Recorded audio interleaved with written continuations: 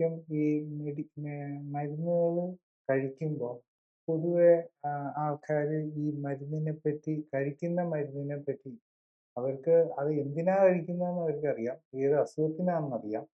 പക്ഷേ ആ കഴിക്കുന്ന മരുന്നിനെ പറ്റി അവർ കൂടുതൽ മനസ്സിലാക്കാനായിട്ട് ശ്രമിക്കാറില്ല. അതുകൊണ്ട് ചിലപ്പം ചിലർക്ക് പേരറിയാം, ചിലർക്ക് ഇത്രേ അറിയുള്ളൂ ടാബ്ലറ്റ് ആണ്, അത് ഇതിനാണ് കഴിക്കുന്നത്. ശരിക്കും ഈ സാധാരണ പേഷ്യൻസ് കഴിക്കുന്ന മരുന്നിനെ പറ്റി എന്താണ് അറിയേണ്ടത്? നമ്മളൊരു മരുന്ന് കഴിക്കുന്നുണ്ട്. നമ്മൾ ആ മരുന്നിന്റെ പേര്, അതിന്റെ കെമിക്കൽ നെയിം നമ്മളെന്താ ബ്രാൻഡ് നെയിം ആണ് അടിക്കുന്നതെങ്കിൽ അതീന്ന് നമുക്ക് കെമിക്കൽ നെയിം കിട്ടും. കെമിക്കൽ നെയിം അടിച്ചു കൊടുത്തു കഴിഞ്ഞ് കഴിഞ്ഞാൽ നമുക്കതിന്റെ എല്ലാ ഡീറ്റെയിലും കിട്ടും. അത് വരുന്ന നമ്മൾ ഏറ്റവും അറിയേണ്ടത് അത് എന്തൊക്കെ സൈഡ് ഇഫക്റ്റ് ഉണ്ടാക്കുമെന്നാ.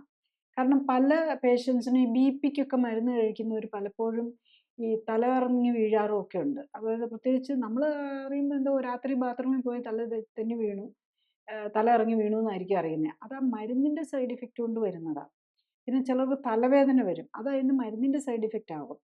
അപ്പം അല്ലെങ്കിൽ വയറിന് ബുദ്ധിമുട്ടുകളുണ്ടാവും. കോൺസ്റ്റിപ്പേഷൻ വരാം. അങ്ങനെ പല സൈഡ് ഇഫക്ട്സും വരുന്നതിന്റെ മെയിൻ റീസൺ ഈ മരുന്നിന്റെ സൈഡ് ഇഫക്റ്റ് ആയിരിക്കും. അപ്പം നമ്മൾ 3ഉം 4ഉം മരുന്നൊക്കെ കഴിക്കുന്നുണ്ടെങ്കിൽ ചിലപ്പോൾ അത് തന്നെ ഇന്ററാക്ട് ചെയ്യും. നമ്മളിവിടുത്തെ ആൾക്കാർ മലയാളികൾ മരുന്നിന്റെ കാര്യത്തിൽ ഒട്ടും കുറവല്ല. ചിലർ 10ഉം 20ഉം മരുന്നുകളൊക്കെ ആയിരിക്കും ഒരു ദിവസം. നമ്മളിത് എങ്ങനെ കൃത്യമായിട്ട്, അതും പ്രായമുള്ള മനുഷ്യർ ഇതെങ്ങനെ എടുത്ത് കഴിക്കും അവരെന്ന് നമ്മൾ ചിന്തിക്കാറുണ്ട്. ചിലപ്പം ഹസ്ബൻഡും വൈഫും മാത്രം 70ഉം 65ഓ 70ഓ ഒക്കെ വയസ്സുള്ളവരായിരിക്കും. അവരിത് ഇത്രയും മരുന്നുകൾ എങ്ങനെ ഓർത്തിരുന്ന് എടുത്ത് കഴിക്കുമെന്ന് നമ്മൾ അത്ഭുതപ്പെടാറുണ്ട്. അതൊന്നും കറക്റ്റായിട്ട് എടുക്കുന്നുണ്ടായിരുന്നില്ല. തെറ്റിയൊക്കെ ആയിരിക്കും എടുക്കുന്നത്. അപ്പം മരുന്നൊക്കെ തെറ്റിയെടുത്ത് ഓർക്കാതെയൊക്കെ എടുത്ത് കഴിച്ചു കഴിഞ്ഞ് കഴിഞ്ഞാലും മതിയാവും സൈഡ് ഇഫക്ട്സ് വരുന്നത്. അതുകൊണ്ടും കൂടെയാണ് നമുക്ക് മരുന്നീന്ന് മാറേണ്ടത് ഒരാവശ്യം.